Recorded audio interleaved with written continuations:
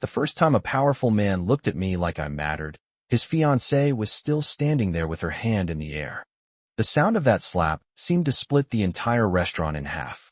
1 second, the room had been alive with soft jazz, polished laughter, and the clink of crystal under amber light. The next, everything stopped. Even the server beside me froze with a bottle of sparkling water tilted over a glass. My cheek burned. Not the kind of pain that drops you to your knees. Something worse. Something hot and humiliating and public.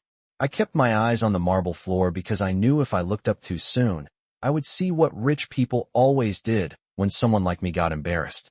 They looked away. They pretended not to notice. They made your humiliation feel like part of the service.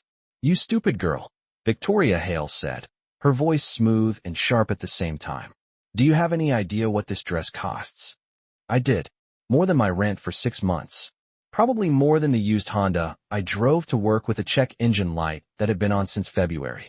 A thin line of red wine had splashed across the pale silk at her waist. Not even enough to ruin it, just enough to offend her. My hand was still trembling from where the tray had shifted. I had caught every glass but one. One. That was all it took. "I'm so sorry," I whispered, because sorry had become a language I spoke more fluently than English. Sorry for the delay. Sorry for the mistake. Sorry for existing in expensive spaces with cheap shoes and tired eyes. I bent to grab the white linen napkin that had fallen near my feet, mostly because I needed a second to breathe. My chest felt tight, the way it always did when I was cornered, when voices got colder, when a room turned into a stage and I became the joke. I told myself to finish the shift. Smile. Clean the mess. Keep the job. But then I felt it. Not hands. Not movement. A change in the air. The kind that makes every instinct go still. I looked up. Adrian Moretti had risen from his chair. I knew his name before that night, the way everyone in Manhattan hospitality did. Some men walked into a room and money followed them. Adrian walked in and silence followed him. He stood at the head of the private table in a black suit, so perfectly cut it looked painted onto him. Dark hair brushed back. Expression unreadable. He wasn't loud. He didn't need to be. The entire restaurant seemed to tilt toward him anyway. Victoria turned, expecting support, maybe amusement. Instead, Adrian reached for his watch, slipped it from his wrist, and placed it carefully on the table beside his untouched whiskey. The gesture was so calm it made my stomach drop. "Adrian," Victoria said with a brittle little laugh, "she ruined my dress." His eyes moved to me, not to the stain, not to the broken glass near the leg of the table. To me. To my burning cheek. To the hand I was trying very hard not to let shake. And when he spoke, his voice was low enough that everyone leaned into the silence to hear it. "No," he said. "You ruined this evening." Victoria's smile vanished. Mine almost did too, because men like him didn't step in for girls like me. They looked. They calculated. They protected what belonged to them. But Adrian Moretti kept looking at me like I was the only honest thing in a room full of performance. Then Victoria leaned closer to me and said under her breath, so soft she thought no one else would catch it, "Watch what happens when you leave tonight." I felt the blood drain from my face. And then Adrian's expression changed. For one impossible second, nobody breathed. Victoria was still standing beside the table in her white silk dress, one hand resting near her waist, her chin lifted like she had every right in the world to say whatever she wanted to anyone beneath her. The candlelight caught the diamonds at her throat and scattered cold little stars across the tablecloth. Adrian did not look at them. He did not look at her dress either. He kept his eyes on me, and that was somehow worse. Being humiliated was one thing.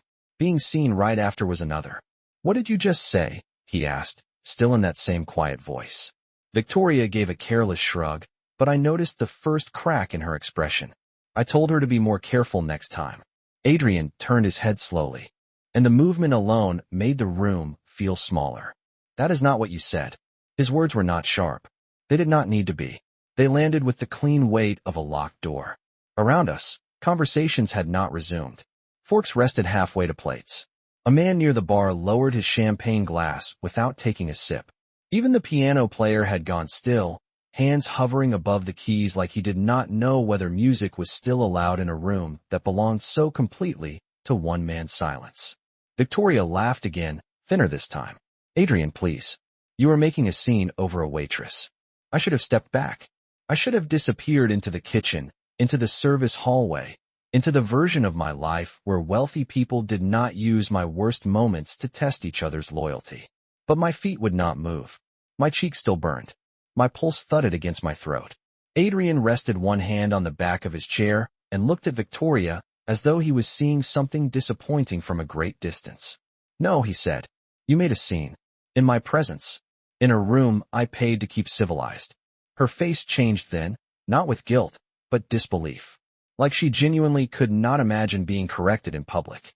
I am your fiancé, she said, too quickly. And she spilled wine on me.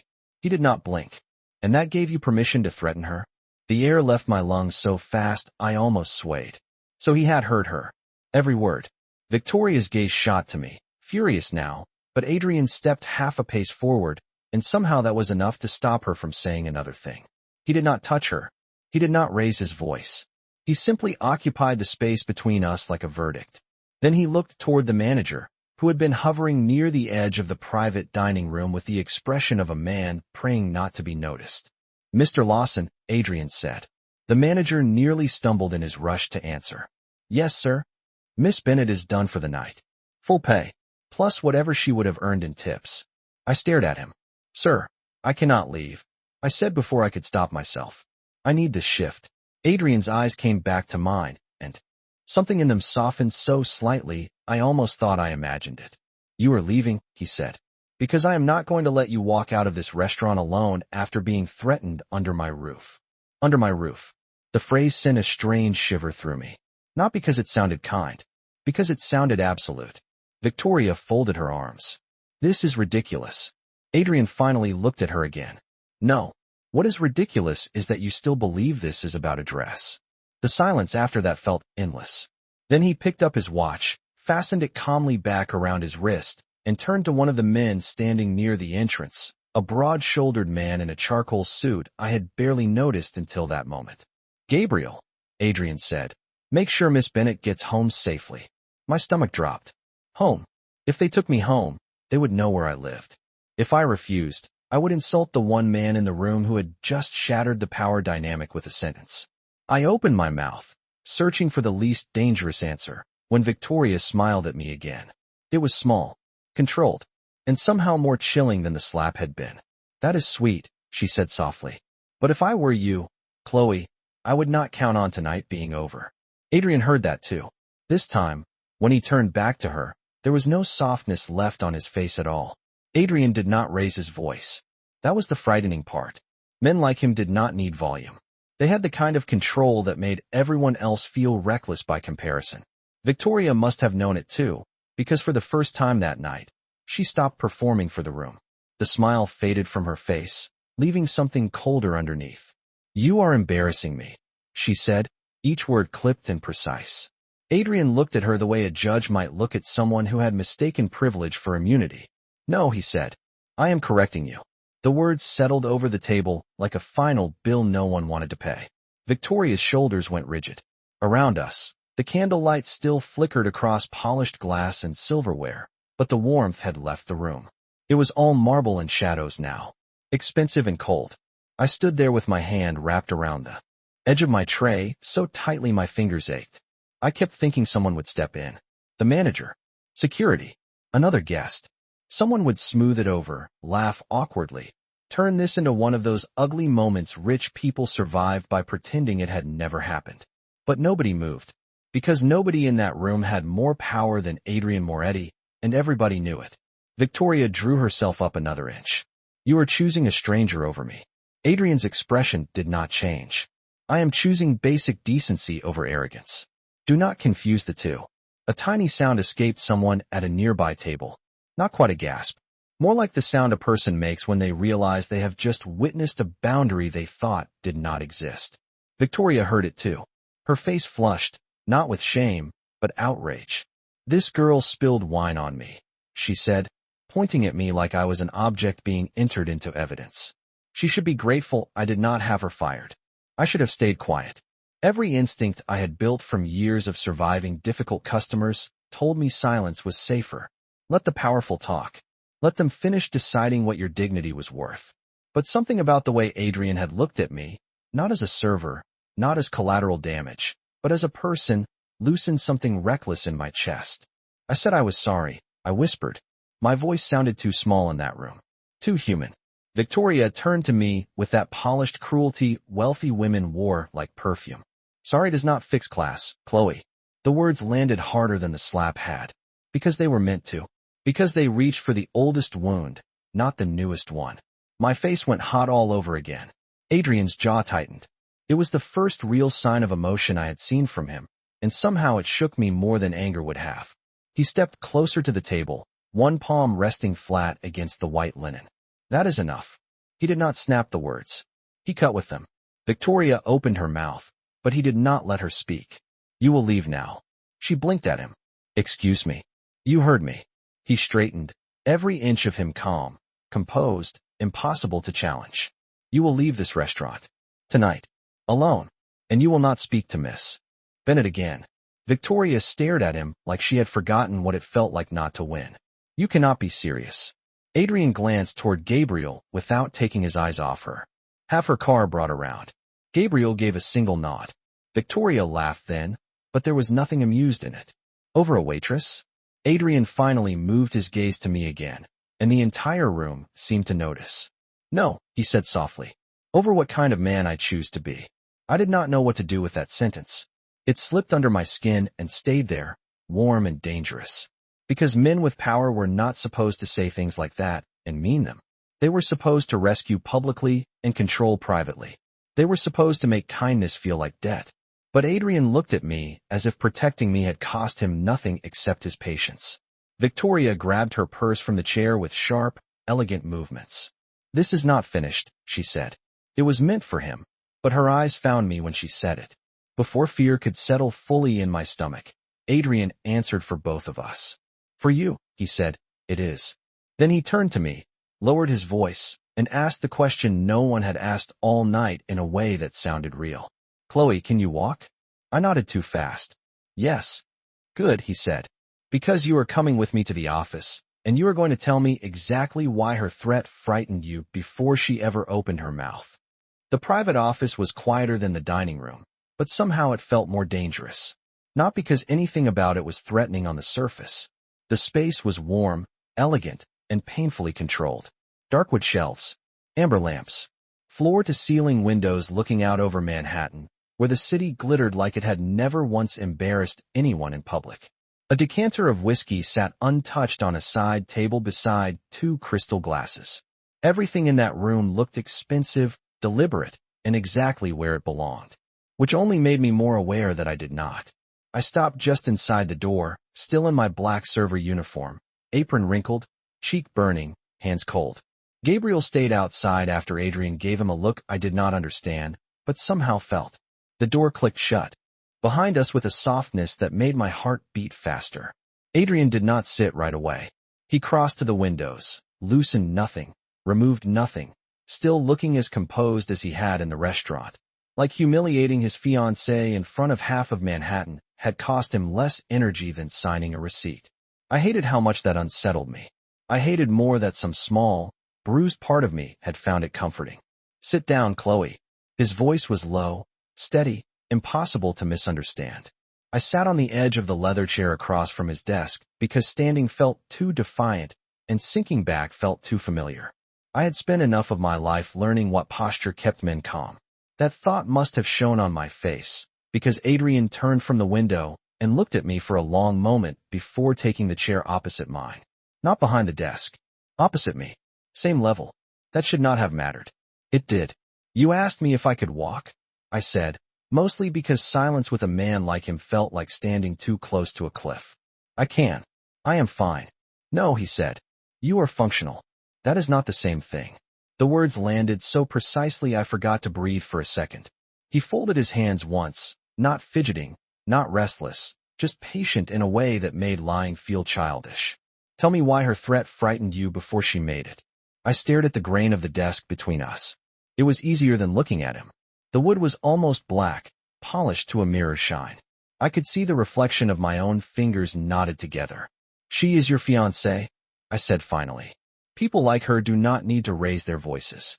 They just decide your life gets smaller, and then it does. Adrian did not interrupt. He only watched. I swallowed.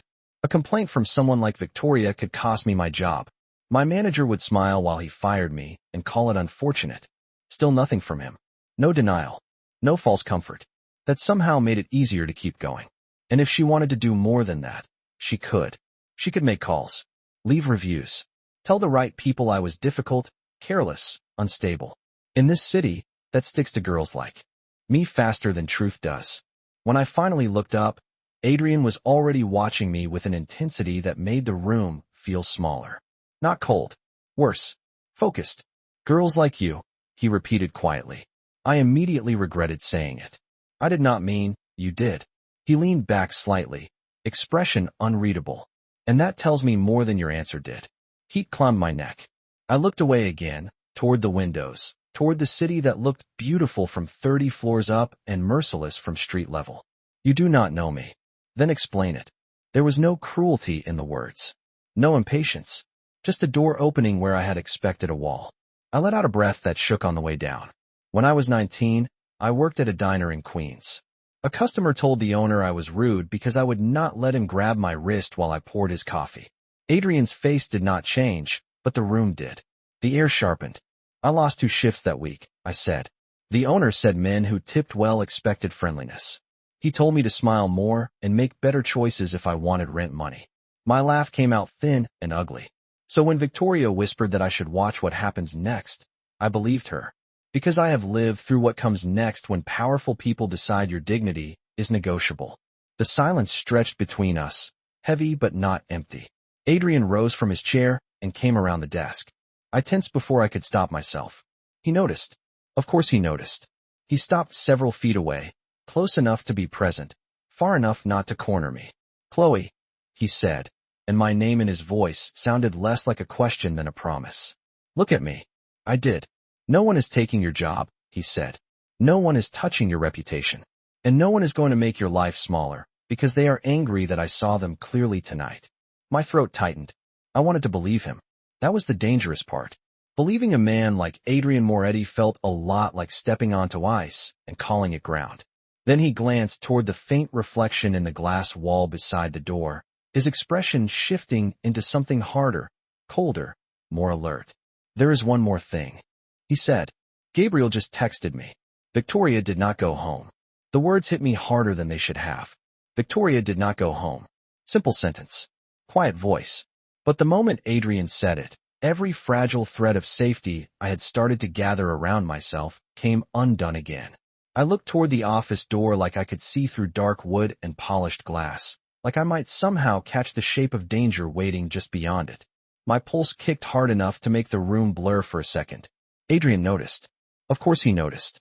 He reached into the inside pocket of his jacket, pulled out his phone, and glanced down at the screen with the kind of focus that made everything else in the room feel less important than whatever information had just reached him. Where is she? I asked before I could stop myself. My voice sounded thin, too fast, too revealing. Adrian lifted his eyes to mine. In the lobby 5 minutes ago, arguing with security. She wanted to come upstairs. I stood so quickly the chair legs scraped against the floor. Then I should go? Right now? Before she sees me here. Adrian's expression did not change, but something in the room did. That quiet force he carried seemed to settle around me again, deliberate and heavy. No, just one word. Flat. Certain. You are safer here than alone in the service hallway trying to pretend tonight did not happen. I wrapped my arms around myself, less from fear than from the sudden cold that had worked its way under my skin. The office had been warm when I came in. Now it felt like the air conditioner had been turned too low, or maybe it was only that I had stopped shaking enough to notice I was exhausted. My cheeks still stung. My feet ached in my black non-slip shoes. My hair was half falling out of the neat bun I had pinned together before the dinner rush. I wanted my apartment. I wanted microwaved soup and silence and the cheap yellow lamp beside my bed. I wanted a version of my life where men like Adrian Moretti existed only in headlines and whispers, not in front of me with their attention fixed on my every reaction. You cannot keep me here, I said softly. It was not a challenge. It was barely even a statement. Just the last small piece of myself I needed to hear out loud. Adrian slipped his phone back into his jacket.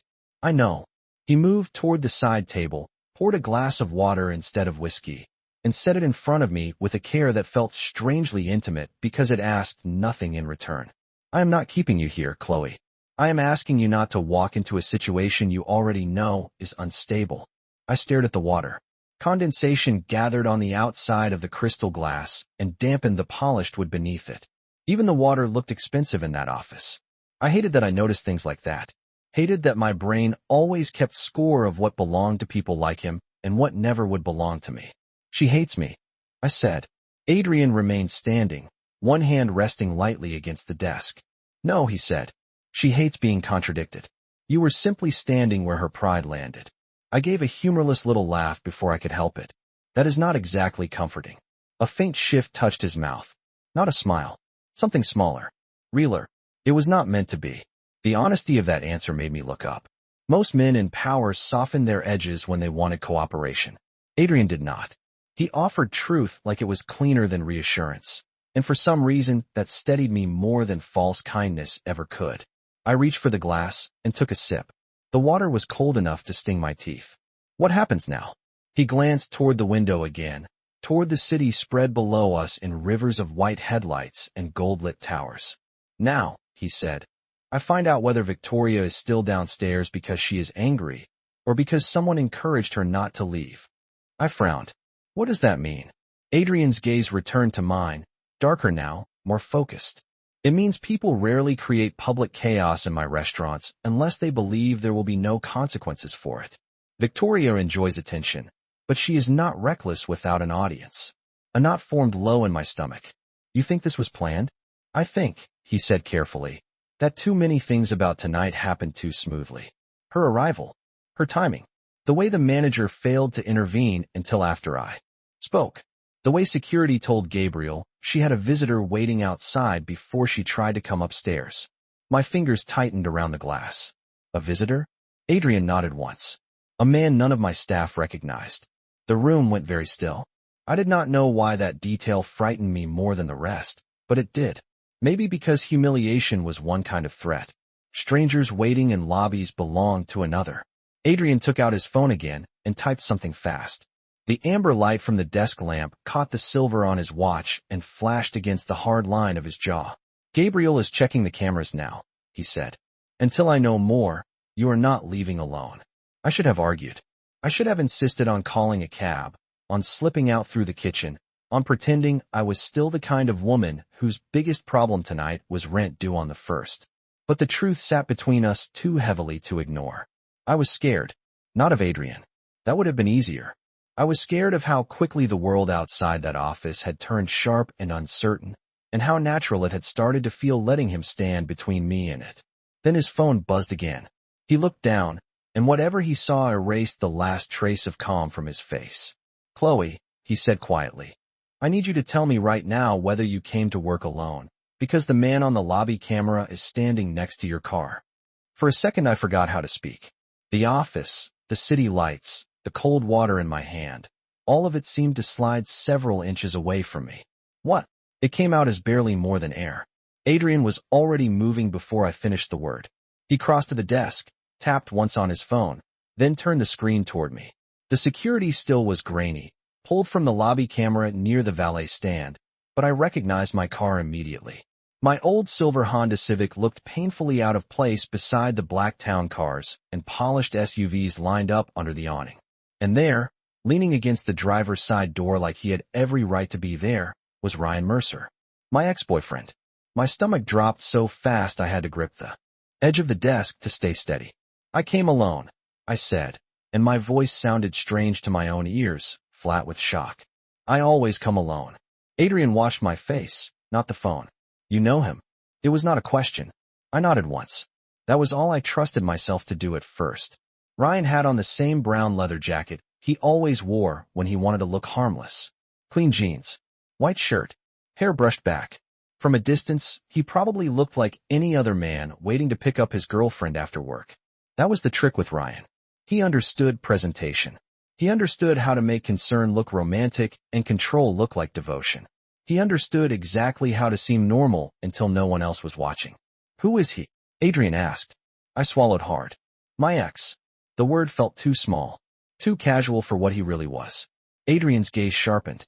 The one who left bruises? I looked up so quickly my neck hurt. How do you know that? He held my stare for one heavy beat. Because when Victoria hit you, you flinched before her hand even moved. No judgment. No pity. Just observation. The truth of it slid through me like ice. I looked back at the screen because Ryan's face was somehow easier than Adrian's accuracy. We broke up 4 months ago, I said. At least I did. He never exactly agreed. Adrian said nothing, so I kept talking. That was becoming a pattern with him. He created silences that made honesty feel less humiliating than trying to fill them with lies. He still texts, calls from different numbers when I block him, shows up places if he thinks I am ignoring him. I laughed once, bitter and tired. Last week he left flowers on my windshield with a note that said I was making this harder than it had to be. Adrian's expression did not change, but the room did. Something in it tightened. Focused. Have you filed a police report? I shook my head. For flowers? For texts? For standing too close outside my apartment and smiling like he is the reasonable one? Shame crept into my voice before I could stop it. They always ask if he actually did anything. And if I say not recently, they look at me like I am wasting their time. Adrian took the phone back and typed something fast. He is not reaching your car. Adrian, no, he did not raise his voice, but the word cut clean through mine. You do not get to minimize this because you have been trained to survive it. The sentence landed so hard my eyes burned. I looked away, toward the windows again, blinking too fast because crying in front of a man like him felt impossible and mortifying. I am not minimizing it, I whispered. I am being realistic. Adrian stepped closer, not enough to crowd me, just enough that his presence felt like something solid at my side instead of across from me. Then let me be realistic for you, he said quietly. Your former boyfriend is standing beside your car while my former fiancée refuses to leave my building. That is not coincidence. That is coordination. The words echoed in my chest. Coordination. Suddenly the entire night rearranged itself into something uglier and far more deliberate. Victoria arriving late. Her choosing me so quickly. Her threat. The stranger in the lobby. Ryan at my car. My fingers went cold around the glass. You think she found him? Adrian's jaw tightened. I think someone gave him access to information he should not have had. My breath caught. My schedule. Adrian gave one short nod. Or your car. Or both. I thought of the reservation lists, the hostess stand, the employee clipboard in the back office. All the small careless places where working people left pieces of their lives visible because they never imagined anyone important would bother collecting them. He cannot know where I live, I said, and hated how frightened I sounded. Not anymore. I moved after we broke up. Adrian's eyes stayed on mine. Does he know where you work? I let out a shaky breath. He did not. I never told him about this place. Understanding flashed hard and bright behind Adrian's calm. Then someone here told him. The room went silent except for the faint hum of the city beyond the glass. I felt suddenly sick.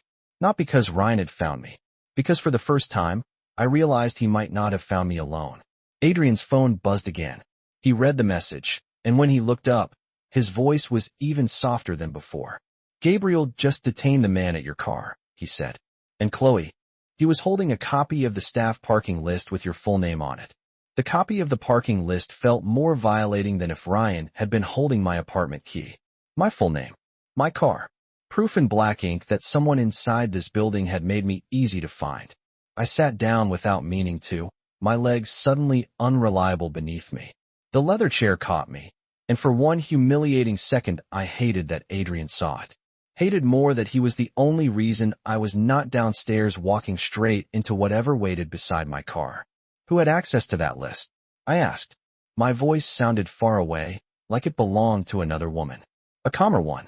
Adrian did not answer immediately. He was already on the phone, speaking in that low, controlled tone of his that somehow sounded more dangerous than shouting ever could. No police yet, he said. I want the list photographed, everyone who handled it identified, and the front desk staff separated before they start aligning stories. He listened for a moment, eyes on mine the whole time. And Gabriel stays with the man. If he asks for a lawyer, he waits. If he asks for Chloe, the answer is no. He ended the call and set the phone on the desk with precise care. The employee parking list should only have been visible to the manager, valet coordinator, and security supervisor, he said. By midnight, I will know who made a very poor decision. Midnight. The way he said it made time sound like a weapon he had already sharpened. I pressed my fingertips against my temples, trying to quiet the pressure building behind my eyes. I should have known, I whispered. Adrian's gaze narrowed slightly. Known what? I let out a shaky breath. That Ryan would not just let go. That eventually he would find a new way in. Men like him always do. Adrian was silent for a beat. Men like him, he repeated. And men like me?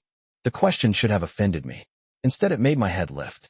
He stood a few feet away, jacket still buttoned, tie still perfect, expression unreadable except for the small line of tension at the corner of his mouth. There was no vanity in the question. No trap. Just honesty with sharp edges. I looked at him for longer than I meant to. Men like you do not usually ask, I said. Something flickered in his eyes. Not anger. Recognition, maybe. Or something close to it. He moved to the sideboard, poured himself water this time too, and drank half the glass before setting it down. No, he said quietly. We are usually too used to being obeyed. The admission unsettled me in a way his power had not. Powerful men, I understood. Honest ones were harder. I looked toward the phone on his desk. What happens to Ryan? Adrian leaned one hand against the wood, the gold light from the lamp catching the hard line of his wristwatch. That depends on how much he knows, who gave it to him, and whether he understands the difference between persistence and trespassing. I almost laughed, but there was nothing funny in my chest. He never understands boundaries unless somebody bigger than him draws them. Adrian's gaze sharpened. Then tonight he will learn. I should have felt relieved. Instead, a different kind of fear slipped in. Not fear of Adrian hurting Ryan. I still did not think that was what this was. It was fear of consequences. Of escalation. Of being pulled deeper into a world where men settled things with certainty instead of paperwork and waiting rooms and advice to document everything. I do not want this to get worse, I said. Adrian stepped closer, not enough to crowd me. Just enough that I could smell cedar and clean starch and the faint trace of expensive cologne beneath it. Chloe, it is already worse. You are only seeing it clearly now. I looked down at my hands. They were twisting together again. I forced them still. He used to leave voicemails, I said, surprising myself. Long ones. Calm voice. Calm words. Telling me he just wanted to talk. That I was overreacting. That I made him seem dangerous when all he ever did was love me too much. Adrian's jaw tightened once. And eventually I started hearing that voice even when my phone was off. That is the part people do not understand. The fear stays polite at first. It wears nice clothes. It smiles at your neighbors. It waits in parking lots holding flowers. The room was so quiet I could hear the soft hum of the climate control above us. Adrian did not interrupt. So I kept going. Tonight, when Victoria whispered at me, I felt that same thing. Not because she was loud. Because she sounded sure she could reach me later. I finally looked up. Adrian was watching me with an intensity that made the air feel thinner. She was sure, he said. Because someone assured her she could. My throat tightened. Do you think it was the manager? Adrian gave a small shake of his head. No. Lawson is weak, not strategic. Weak men create opportunities. They do not build them. The sentence settled into me with an almost physical weight. I could see Lawson suddenly, hovering at the edge of the room, nervous, smiling too fast, always eager to please whoever had the most money at the table. A man like that would not plan. But he might hand over information if the right woman tilted her head and asked sweetly enough. Adrian's phone buzzed again. He read the message, and the temperature in the room seemed to drop. Gabriel searched Ryan's jacket pocket, he said. He found a reservation card from tonight with Victoria's handwriting on the back. My pulse stumbled. What did it say? Adrian's eyes lifted to mine.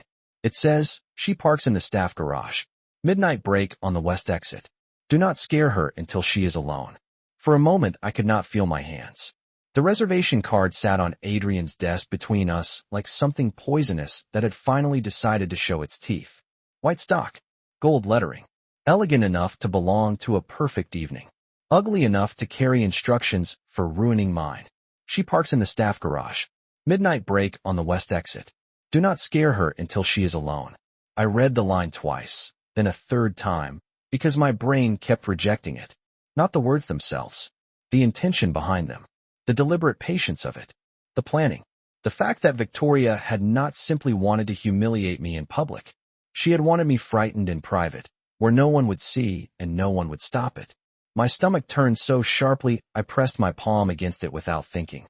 Adrian saw that too. He saw everything. "Sit back," he said quietly. I had not realized I was leaning forward until I forced myself into the chair again. The leather felt too soft. The office too warm. The city outside too bright and indifferent. Somewhere 30 floors below, cars moved through Manhattan like streams of white and red fire, and thousands of people were probably laughing, kissing, ordering dessert, complaining about traffic, living ordinary nights untouched by what mine had become. "She planned it," I whispered. Adrian's gaze never left my face. "Yes." That single word broke something open in me. Not loudly. Nothing dramatic.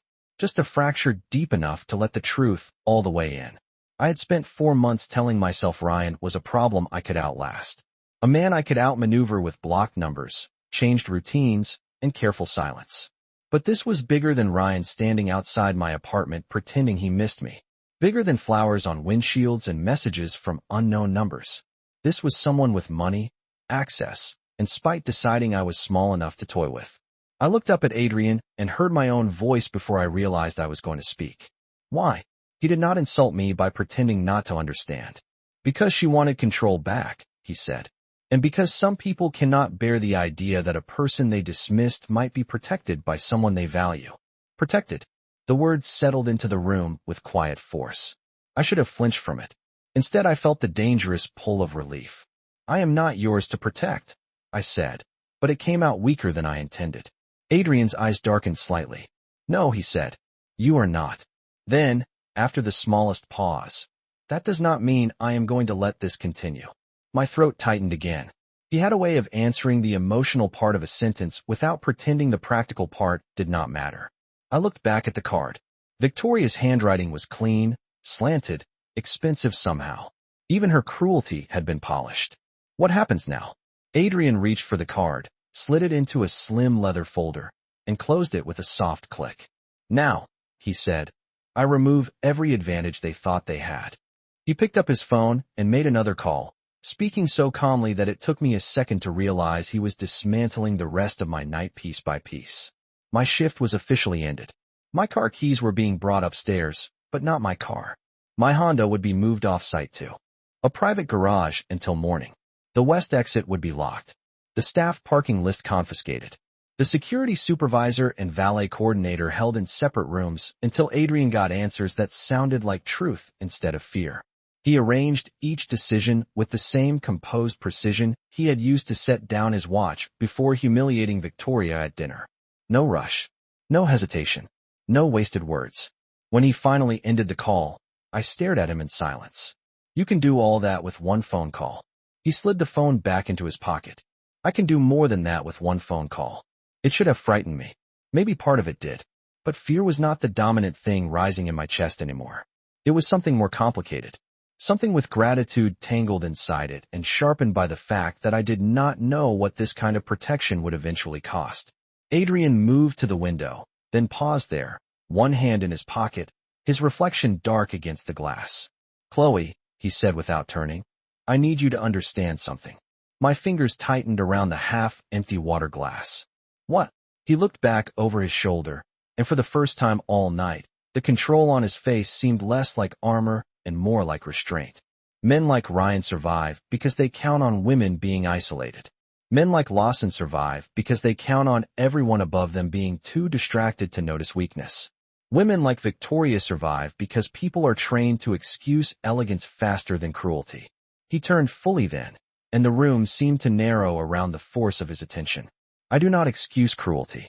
The words sank deep. Too deep. Deeper than they should have, considering I had only known him for one impossible night. I looked down because meeting his eyes felt suddenly too intimate, even with 3 feet of polished floor and a mahogany desk between us. "You say that now." Adrian crossed the room slowly and stopped beside the desk, not touching it, not touching me, just close enough that I could feel the gravity of him. "No," he said. "I showed it. I should have had an answer. Something guarded. Something smart. Instead, I sat there with my cheeks still warm and my pulse still uneven and realized that the most unsettling part of Adrian Moretti was not his power. It was that he seemed to use it like it was supposed to mean something. Then a knock sounded at the office door. 2 measured taps. Adrian opened it halfway, spoke with Gabriel in a voice too low for me to hear, then took something from his hand. When he turned back, there was a small silver key ring in his palm and a folded piece of paper under it. "Your keys," he said. "And one more thing Ryan had in his pocket." He handed me the folded note. My fingers shook as I opened it. It was a printout of my apartment building from an online map, my street circled in black ink, with one sentence written across the bottom in Ryan's handwriting. "If you will not come back to me tonight, I will wait until he stops protecting you." The note slipped in my hands like it had become heavier after I read it. "If you will not come back to me tonight, I will wait until he stops protecting you." The sentence was simple, clean, almost polite. That was Ryan's talent. He could wrap menace in ordinary words until it sounded like concern to anyone who had never been his target. I stared at the black ink until the letters blurred, then folded the paper too fast, like smaller pieces might make it less real. They did not. Adrian took the note from my hand without comment and placed it beside the leather folder that now held Victoria's reservation card. 2 pieces of paper. 2 elegant little records of how easily a woman's life could be reduced to instructions. "You are not going home tonight," he said. I looked up at him immediately. "I cannot stay here." I did not say here. His voice remained calm, but there was no space in it for argument. "I have a secure apartment upstairs. You can have it for the night. Gabriel will remain outside the door. In the morning, we deal with the rest." My first instinct was refusal, not because it was irrational, because it made terrifying sense. And sometimes the most frightening thing in the world was help you actually needed. "Adrian." My voice came out strained. "I do not even know you." He held my gaze steadily. "That is wise. You still are not going home." I almost laughed at the absurdity of it, but the sound died in my throat before it could escape. I was tired enough to cry, too angry to cry, too aware that every path I would normally choose had already been compromised by people who had decided access to me was theirs to arrange. "If I disappear into one of your apartments for the night, what happens tomorrow?" I asked. Adrian did not answer immediately. He moved back behind the desk this time, opened the folder, and glanced once at the note before closing it again. "Tomorrow," he said, "you decide whether you want the police involved, whether you want a formal complaint filed against the restaurant staff who exposed your information, and whether you want help relocating somewhere Ryan cannot circle on a map." I stared at him. "Relocating. Temporary, if you prefer." He rested both hands lightly on the desk, leaning just enough to make his focus feel personal without becoming intrusive. "Your building is compromised. Your car is compromised. Your work location was compromised tonight. I am not interested in pretending that flowers and handwritten notes mean this will calm down on its own." The truth of that landed hard because it matched the voice in my head I had spent months trying to silence. The one that whispered I was not overreacting, that surviving was not the same thing as being safe. I wrapped my arms around myself and looked toward the dark windows. My reflection stared back faintly in the glass. Server uniform, messy hair, burned cheek. A woman who had come to work expecting tips and side work and maybe a reheated sandwich after midnight. Not a strategic conversation about being hunted through her own routines. "I hate this," I said softly. Adrian's voice gentled by half a degree. "I know." "No," I said, shaking my head. "I hate that he still gets to change what my life looks like. I hate that she decided I was small enough to play with. I hate that I am sitting in this office trying to calculate whether accepting help from you is safer than trusting myself." Adrian was quiet for a long moment. When he spoke again, his words were slower, chosen with unusual care. "Then do not accept help from me because I am powerful. Accept it because tonight proved your instincts were correct." My throat tightened. He was not offering rescue like a reward. He was offering confirmation, and somehow that reached deeper. I looked at the silver key ring he had returned to me, then at the note, then back at him. "What is the catch?" The question left my mouth before I could soften it. Adrian did not look offended. "You will think I expect one anyway," he said. "So I will be clear. There is no catch. There are conditions for your safety, but there is no debt." "No debt." I searched his face for performance and found none. That unsettled me more than charm would have. Men usually wanted gratitude they could collect later. Adrian spoke like a man offended by the idea of bargaining over basic protection. A knock came at the door again. Gabriel entered this time at Adrian's nod, broad-shouldered and silent, carrying a folded navy coat that obviously did not belong to me. "The upstairs apartment is ready," he said, "and Lawson is asking to speak to Miss Bennett. He says he has something important to confess before security interviews him." Adrian's expression went still. "Confess?" Gabriel nodded once. "He says Victoria did not ask for Chloe's information first. He offered it before she even had to." The confession should not have surprised me. It still did. For a second, the office seemed to tilt in that strange, quiet way a room does when the truth arrives wearing the face you expected. Not Victoria. Not some master plan from a woman in silk and diamonds, though she had certainly enjoyed it. Lawson. Nervous, sweaty, smiling too fast Lawson, who always hovered near wealthy tables like approval might raise his salary. Of course it had been him first. Weak men did not need to be asked to betray you. They offered. "Why?" I asked, before I even realized I had spoken. Gabriel looked to Adrian, not to me. Adrian's expression had gone very still, the kind of stillness I was beginning to understand meant his anger had become organized. "Bring him in," he said. Gabriel hesitated. "Here." Adrian's eyes did not change. "Now." Gabriel gave one short nod and disappeared, closing the door behind him with measured care. I stood before I could think better of it. "I do not want to be here when you question him." Adrian turned to me, and some of the cold calculation on his face softened by a fraction. "Then go upstairs." I shook my head. No, the word surprised both of us. Maybe mostly me. My pulse was too fast. My cheeks still ached. My whole body felt like a wire pulled too tight. But beneath the fear was something harder now. Something cleaner. I was tired of being spoken about in hallways and written onto cards and circled on maps. Tired of having information about my life passed around by people who thought my safety was a detail. "If Lawson offered my information," I said, hearing the steadiness return to my own voice one piece at a time, "then I want to hear him say it." Adrian studied me for a long moment. I braced for refusal. Instead he gave the smallest nod. "You will sit by the window," he said. "You will not engage unless I say otherwise." The command should have irritated me. Instead it felt like structure, and structure was the only thing keeping the night from dissolving into panic. I moved to the chair near the windows, still wearing my server uniform, still holding my own keys like they meant anything now. Adrian remained near the desk, one hand resting lightly against its polished edge. He looked less like a restaurant owner and more like the kind of man rooms were built around. The knock came 30 seconds later. Gabriel entered first. Lawson followed. I had never seen a human being look so expensive and so frightened at the same time. His suit jacket was still buttoned wrong, one side pulled higher than the other. His forehead shone under the amber office light. When he saw me by the window, his face lost the last of its color. "Miss Bennett," he said immediately, too quickly, as if politeness might still save him. "I can explain." Adrian did not invite him to sit. "Start with the truth." Lawson swallowed. His eyes darted toward me, then away, like he could not decide whether I made him ashamed or merely nervous.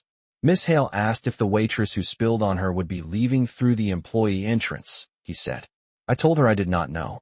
She seemed upset. I only wanted to calm her down. Adrian's voice remained level. "So you gave her the parking list?" Lawson's mouth twitched. "Not exactly.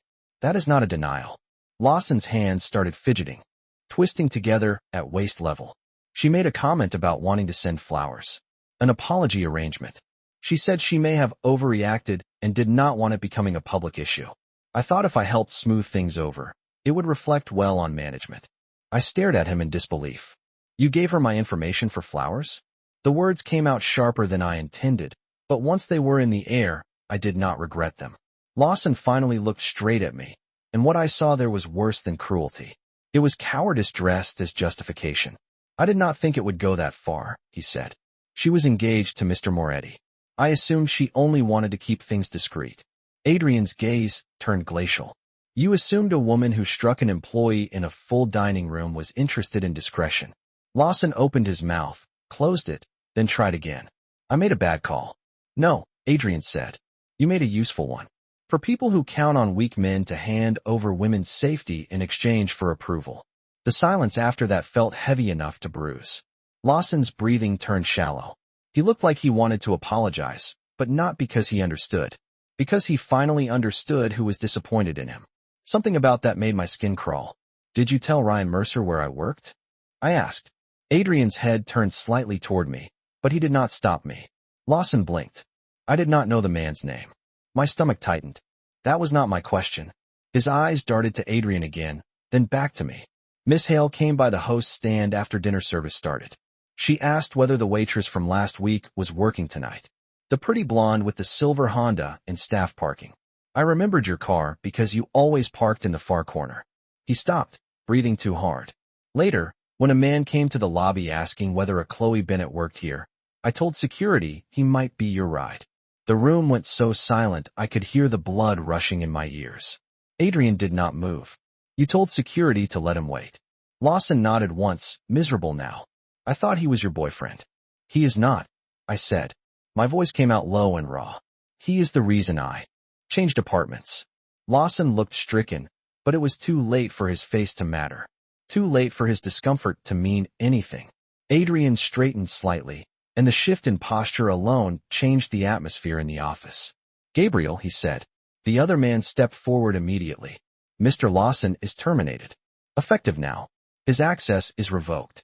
His devices are collected, and legal will be waiting downstairs before he leaves the building." Lawson's mouth fell open. "Sir, please." I did not know.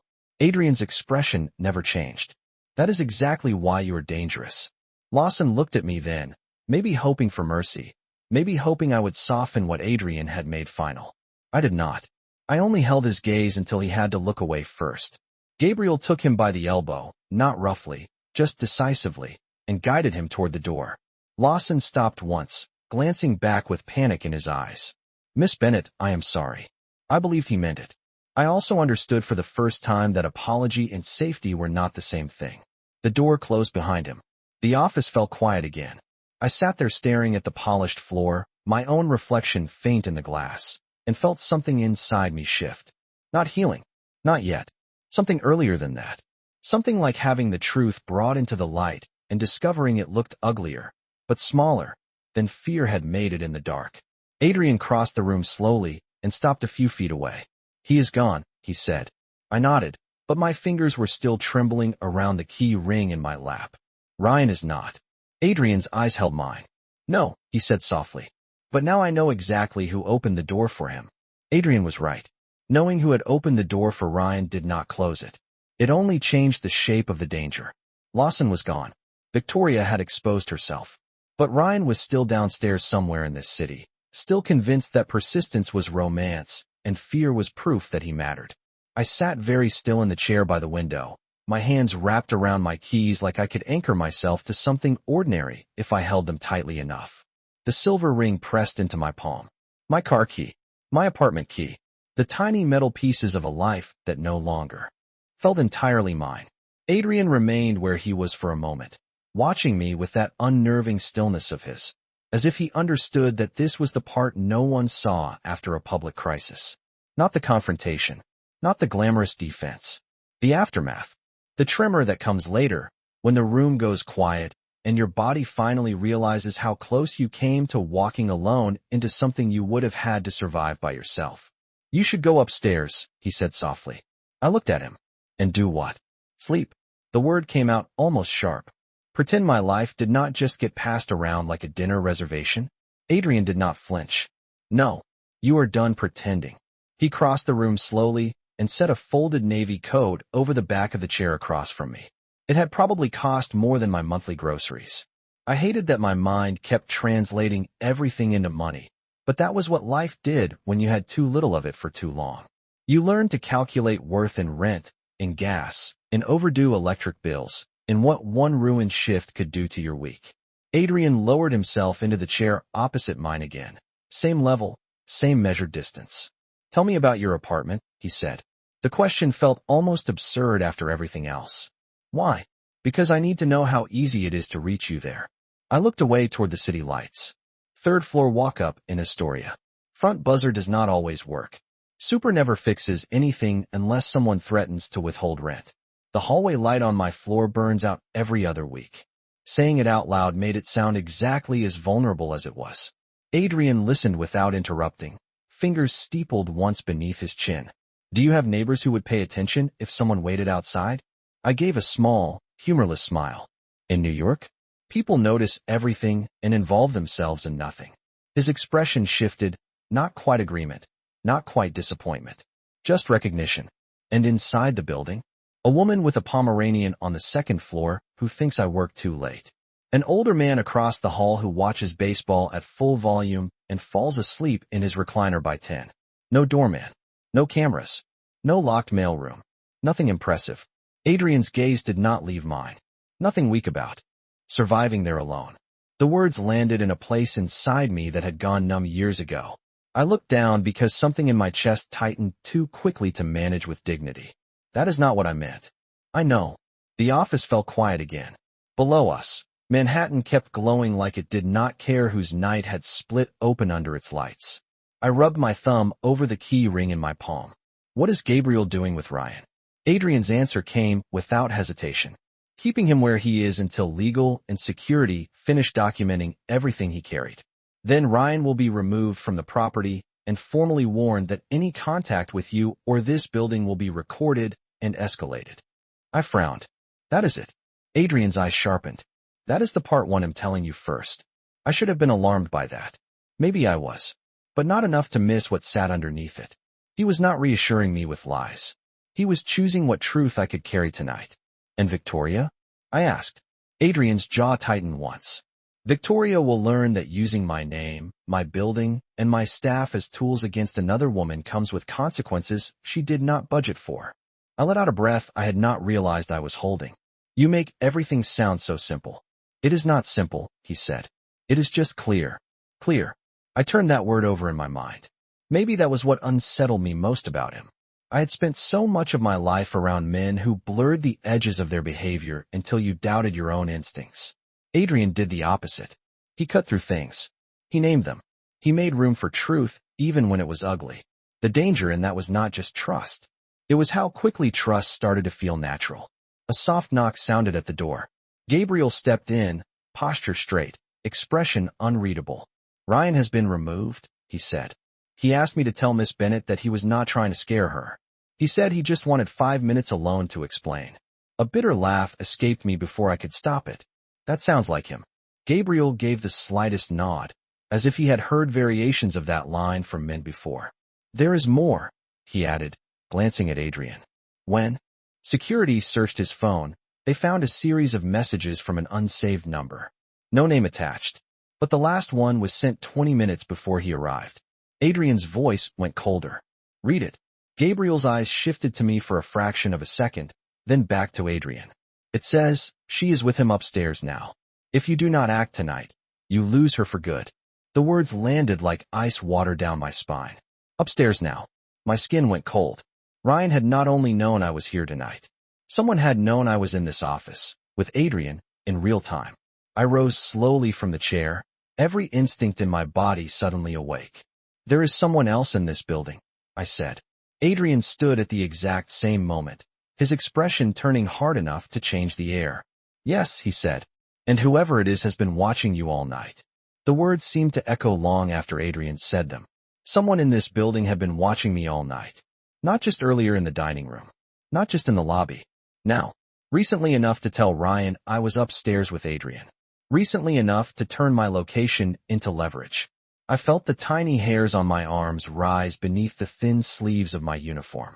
The office suddenly seemed less private, less sealed, as if every pane of glass and polished surface had become one more thing capable of reflecting a stranger's eyes back at me. Gabriel moved first. He stepped to the door, spoke quietly into the radio clipped beneath his jacket, and within seconds the air in the room changed. Not louder, tighter. The kind of tension that comes when professionals stop reacting and start closing exits. Adrian did not look away from me. Did you tell anyone you were coming up here? I shook my head immediately. No, my voice sounded too fast. Nobody. I barely knew I was coming up here. Adrian gave one short nod, as if that confirmed something he had already begun to suspect. Then the message did not come from conversation. It came from observation. Gabriel lowered his hand from his radio. We are pulling the interior camera feeds now, he said. Hallway outside this office, executive stairwell, service elevator access, and the hostess station corridor. My stomach tightened. Service elevator. Adrian's gaze shifted. To me. Why that one? I swallowed. Because staff use it. Because people stop noticing uniforms after a while. A server, a cleaner, a coat check attendant, someone carrying a clipboard or tray, they become part of the background. Gabriel and Adrian exchanged a look so quick I might have missed it if I had not been staring at both of them. Adrian's face did not change, but his voice dropped another degree. Check all support staff who moved between floors after the incident, he said. Gabriel nodded. Already in progress. Then he left, closing the door behind him. For the first time that night, I wished he had stayed. Not because Adrian frightened me. Because Gabriel's presence made the danger feel external. Contained. With the door shut, the office felt intimate again, and intimacy was harder to navigate than fear. Adrian crossed to the window wall and pressed something hidden near the frame. A soft mechanical sound answered. Shades I had not even noticed slid down over the glass, swallowing the city lights one panel at a time until Manhattan disappeared behind a shield of dark fabric. The room changed instantly. Smaller. Safer. Also somehow more honest. I do not like not seeing outside, I said before I could stop myself. Adrian turned back toward me. Neither do I. Tonight, visibility works both ways.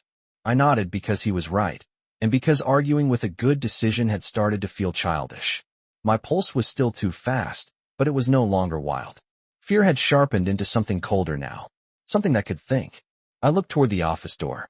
If somebody here told Ryan I was upstairs, does that mean Victoria was not the only one helping him? Adrian rested one hand on the desk and considered me for a moment before answering. Possibly. Or it means she set something in motion and someone else kept feeding it because they were paid, flattered, or foolish. You keep saying weak men, I said softly. And weak people. Adrian's expression shifted almost imperceptibly. Cruelty needs very little help. Usually just vanity from one person and cowardice from another. I looked down at my own hands. They had finally stopped trembling. I had spent so much of my life thinking fear made me fragile. Tonight it was forcing me to see patterns I used to dismiss as bad luck. Lawson, offering information. Security letting Ryan wait. A live update about me being upstairs. None of it had happened by accident. I almost went home, I whispered. Adrian's silence gave the sentence room to land. If you had not stopped me, I would have walked right into that parking garage. He did not rush to soothe me. He never did. But you did not, he said. I laughed once, quietly, without humor. Because you were there. Something in the room shifted. Not the danger. The space between us. Adrian came around the desk slowly and stopped a few feet away, close enough that I could see the faint silver at his temples under the lamplight. Close enough that his attention felt like warmth held under restraint. Chloe, he said, and my name sounded different in the dimmed room. Lower and more personal. Do not confuse luck with failure. You were targeted. That does not make you careless. My throat tightened. No one has ever said it like that before. Adrian's gaze held mine. Then no one before understood the difference. For one impossible second, the fear in the room eased around the edges. Not because the danger was gone.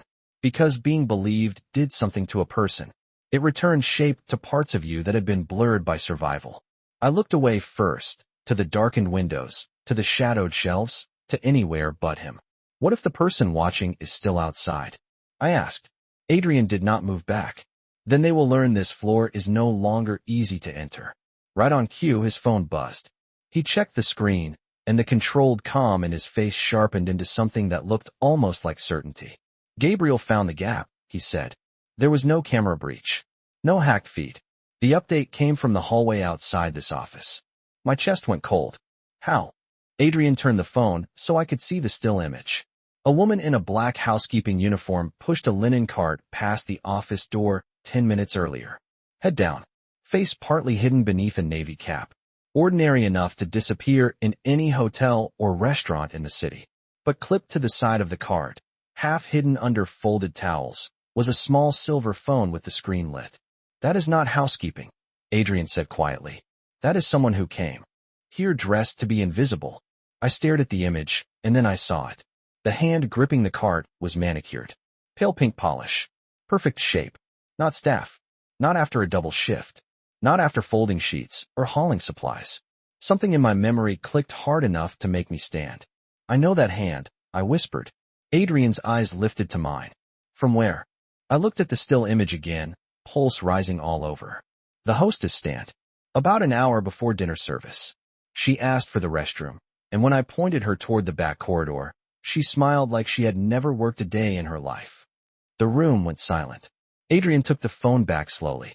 Then she was inside before Victoria ever touched you. The truth of that hit like a locked door slamming shut. This had not started with the slap. It had started before I even carried the tray. Before the wine. Before the humiliation. Someone had entered the building already dressed to watch me. Adrian was already reaching for his jacket when the office door opened and Gabriel came back in, his expression harder than before. We identified the woman with the card, he said. She signed in under a fake vendor badge. My heart thudded against my ribs. Do you know who she is? Gabriel looked from Adrian to me. Yes, he said.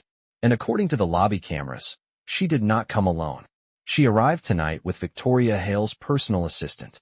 The name should not have surprised me anymore. Victoria Hale's personal assistant. Of course. By then the whole night had started to look less like chaos and more like choreography. A woman in silk humiliates a waitress in public. A weak manager hands over private information. An ex-boyfriend waits by a car with a map and a note. A fake housekeeper glides past a private office with a phone hidden under hotel linens. Every piece on the board placed by someone who believed a woman like me could be cornered quietly, frightened neatly, and erased from the center of the story before anyone important noticed. But someone important had noticed. That was the part Victoria had not planned for. Adrian took one step toward Gabriel, and the entire room seemed to harden around him. Where is the assistant now? He asked. Gabriel's voice stayed even. Detained on the service level. She tried to leave through vendor access when she realized the internal hallways were locked down. Adrian nodded once, already thinking 3 moves ahead. And Victoria? In the lower lounge. She refused to leave without speaking to you. Adrian let out a breath so controlled it barely sounded human. No. She refused to leave because she still thinks she can shape the ending. He turned to me then. And just like that the steel in his face changed. Not softened. Focused differently. On me. Chloe, I need you upstairs now. I should have listened. Maybe a smarter version of me would have. But something had shifted too far by then. Fear had burned through itself and left something cleaner behind. I was tired of being moved around by other people's decisions. Tired of being discussed, tracked, managed, threatened, and protected all in the same night, without once standing in the center of my own voice. No, I said. Both men looked at me.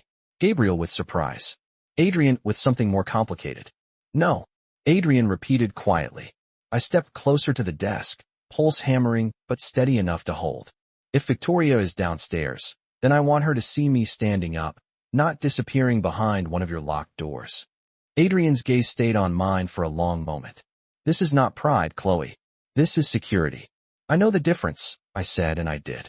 At least for once, I did. I am not asking to confront her alone. I am asking not to end this night hiding while everyone else decides what I can survive. The silence that followed felt enormous. Gabriel looked toward Adrian, waiting. Adrian did not answer right away. His eyes searched my face with that unnerving precision of his, like he was measuring whether what he saw there was courage or shock wearing courage's clothes. Finally, he nodded once. Small. Reluctant. Final. You will stay beside me the entire time, he said. If I tell you to leave, you leave immediately. I nodded. Fine. Gabriel exhaled through his nose like he did not love this plan, but understood he was overruled by something more personal than logistics. Adrian picked up his jacket from the back of the chair and slipped it on with one smooth motion. Then, without a word, he reached for the navy coat Gabriel had brought earlier and held it out to me. I stared at it for half a second too long. Take it, he said quietly. You are freezing. I was. I had not realized how much until then. My fingers shook as I slid my arms into the heavy wool sleeves. The coat smelled faintly like cedar and winter air and something unmistakably him. It settled around me with impossible warmth, expensive and protective, and far too intimate for a woman who had met him only hours earlier. Adrian noticed the moment I became aware of it. He noticed everything. But he said nothing. Just open the office door and let Gabriel step out first. The hallway beyond was no longer the quiet executive corridor I had walked through before. 2 additional security men stood at opposite ends. Radios murmured softly. The service elevator had been locked open. Somewhere farther down the hall, I heard the rolling squeak of a linen cart being moved aside, evidence of the fake uniform that had made invisibility look effortless. Adrian walked beside me, not touching me, but close enough that his presence changed the shape of the corridor itself. I understood then that power was not always loud. Sometimes it was a man beside you making everyone else step back without saying a word. We took the private elevator down in silence. The mirrored walls reflected all 3 of us back at me. Gabriel broad and watchful, Adrian composed and cold, me in a black server uniform under a coat that did not belong to me. Cheeks still faintly flushed, eyes far too awake for that hour of night. I barely recognized the woman in the reflection. She looked frightened. She also looked done being frightened quietly. The elevator opened onto the lower lounge, and the first thing I saw was Victoria. She was standing near the marble bar in her white dress, one hand wrapped around the stem of a champagne glass she was no longer drinking from. She looked immaculate from a distance. Up close, I could see the tension in her shoulders, the tiny crack in her poise where the evening had stopped obeying her. Beside her stood a brunette woman in a tailored black suit I recognized instantly from the camera still. The fake housekeeper. Victoria's assistant. Both women turned when the elevator doors opened. Victoria's expression changed the moment she saw me beside Adrian in his coat. Not anger. Not first. Shock. Real shock. Sharp enough to strip the elegance right off her face. You brought her down here? She asked, and the question was aimed at Adrian but landed on me like an accusation. Adrian's voice was cool enough to frost the room. No. She chose to come. Victoria's eyes flicked over me again, taking in the coat, the posture, the fact that I had not hidden. Her mouth curved into a brittle smile. Well, she said softly, that is new. For the first time all night, I did not look at the floor. I met her gaze directly. So is being underestimated, I said. The lounge went still. Even Gabriel turned his head slightly, as if the sound of my voice landing cleanly had altered the air. Victoria's assistant shifted beside the bar, suddenly less invisible than before. Adrian stepped half a pace forward, enough to place himself not in front of me, but unmistakably at my side. You used my building, he said to Victoria. My staff. My security. And you coordinated with a man who has been stalking her. Victoria gave a small, dismissive laugh that fooled no one now. Stalking is such a dramatic word. No, I said before Adrian could answer. My own voice surprised me. It did not shake. Dramatic was slapping me in public because you thought humiliation would make you look powerful. This was calculated. Victoria's eyes snapped to mine, and for the first time that night I saw it clearly. She had never expected me to speak back where witnesses could hear. Be careful, Chloe, she said, that old poison returning to her tone. You do not understand the kind of world you are stepping into. Adrian turned his head slightly toward her, and the temperature in the room dropped with the movement. No, he said. She understands it very well now. That is your mistake. Victoria opened her mouth, ready with another polished threat, but Gabriel's radio crackled before she could speak. One of the security men at the lounge entrance stepped forward, expression tight. Sir, he said to Adrian, the police are here. The sentence landed like a struck match. Victoria went pale.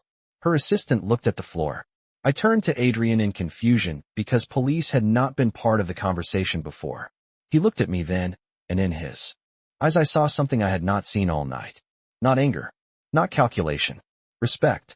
You asked me earlier what happens tomorrow, he said quietly. For me alone, even in a room full of witnesses. I decided not to wait. Then he faced the officers entering through the lounge doors and said the words that changed everything. Good. Because the woman in white has a great deal to explain, and Miss Chloe Bennett will not be leaving this building alone again.